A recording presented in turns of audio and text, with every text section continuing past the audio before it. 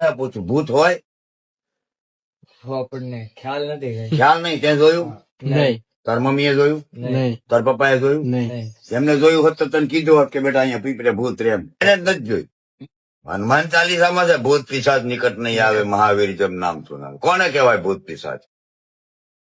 કોને? તારા વર્કમાં તારી બુદ્ધિને ફેરવી દે ને માણસ એને ભૂત પિશાચ કહેવાય. તારો વર્ક બગાડે, હા તારી લેંગ્વેજ બગાડી દે, તારી લાઈન બગાડી દે, આને ભૂત પિશાચ કહેવાય. આ બધા જીવતા જ હોય.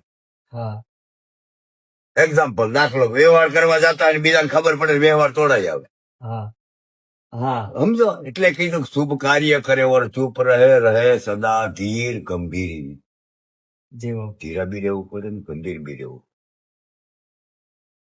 બ્રેન થી કામ લેવાનું હોય. હા. હા, એટલે બધું સિસ્ટમેટિક હોય એમ. નિર્વિઘ્ન કામ પૂરું થઈ જવું જોઈએ. જ્ઞાની નામ અગ્રગણ્યમ સકલ ગુણ નિધાનામ વાનરાણામ દિશમ. બુદ્ધિશાળી માણસ ભગવાન કહેવાય.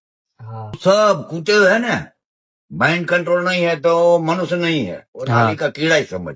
હા सबसे बड़ा पावर है माइंड कंट्रोल. હા બાપુ જેમાં તમારા દુશ્મન કોણ? કામ ક્રોધ મદ અને લોભ.